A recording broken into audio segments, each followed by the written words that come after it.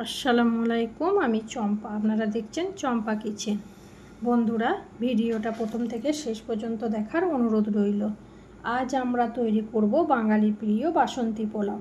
মিষ্টি, সুগন্ধি আর নরম ভাতের এক অসাধারণ রেসিপি। উৎসব বিশেষের দিন বা অতিথি আপ্যায়নের এই রেসিপি একবার ট্রাই করলে আপনার মন জয় করে নেবে। আমি এখানে 500 গোবিন্দভোগ চাল নিয়ে নিয়েছি। ধুয়ে ঝরিয়ে ফ্যানের হাওয়াতে শুকাতে দিয়ে দিয়েছি। আর নিয়ে নিয়েছি এদিকে একটা দেখজির মধ্যে দিয়ে দিলাম 4 চামচ সাদা তেল আর 4 চামচ ঘি। ঘিটা আর সাদা তেলটা আমি গরম করে একটা বাটির মধ্যে ঢেলে নিয়েছি।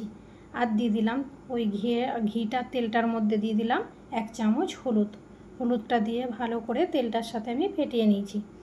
আর চাপিয়ে দিলাম এইদিকে কড়াইয়ের মধ্যে দিয়ে দিলাম এখানে পরিমাণ মতন সাদা তেলটা দিয়ে আমি এখানে 250 পেঁয়াজ নিয়ে নিয়েছি। পেঁয়াজটা ভালো করে তেল বেরেস্তা করে নিয়েছি। নিয়ে একটা টিস্যু পেপারের মধ্যে ভেজে তুলে নিলাম পেঁয়াজটা। এরপর আমি গোবিন্দভোগ চালটা নিয়ে নেব। গোবিন্দভোগ চালটাতে যে ঘি আর হলুদ মাখিয়ে রেখেছিলাম সেটা আমি গোবিন্দভোগ চালের ওপরে একটু একটু করে দিয়ে গোবিন্দভোগ চালটা মাখিয়ে নেব। আর নিয়ে নিয়েছিলাম এখানে অল্প একটু আদা আর 4-5টা কাঁচা লঙ্কা আমি বেটে নিয়েছিলাম। আদা আর কাঁচা লঙ্কাটা গোবিন্দভোগ চালের মধ্যে দিয়ে ভালো করে আমি মাখিয়ে নিয়েছি। আর দিয়ে দিলাম এখানে 1 চামচ গরম মশলা গুঁড়োটাও ভালো করে গোবিন্দভোগ চালের মধ্যে দিয়ে মিশিয়ে নিয়েছি। এইভাবেই নেড়ে চেড়ে আমি একটা জায়গার মধ্যে গোবিন্দভোগ চালটা রেখে দিয়েছি। এরপরে চাপিয়ে দিলাম ওই দেখজির মধ্যে দিয়ে দিলাম পরিমাণ মতন সাদা তেল আর ঘি। ওপর থেকে দিয়ে দিলাম 4-5টা এলাচ, একটা লবঙ্গ, দারচিনি আর 4-5টা তেজপাতা আর জয়িত্রী দিয়ে তেলটার সাথে ভালো করে আমি ভেজে নেব। নেড়ে চেড়ে যতক্ষণ না ভাজা হবে ততক্ষণ অবধি আমি নেড়ে চেড়ে নিলাম। ওপর থেকে দিয়ে দিলাম কাজু আর কিশমিশ পরিমাণ মতন, ওইটাও তেলের সাথে আমি নেড়ে চেড়ে ভেজে নেব। এইভাবে যতক্ষণ না লাল লাল হবে ততক্ষণ অবধি আমি ভেজে নিয়েছি। তারপরে দিয়ে দিলাম ওই গোবিন্দভোগ চালটা তেলের মধ্যে দিয়ে গোবিন্দভোগ চালটাও আমি ওই তেল বা ঘিয়ের মধ্যে ভালোভাবে ভেজে নেব। এইভাবে 2-4 বার নেড়ে চেড়ে ভেজে নিলাম। যতক্ষণ না গোবিন্দভোগ চাল থেকে একটা সেন্ট বেরোলো ততক্ষণ অবধি আমি নেড়ে নিলাম।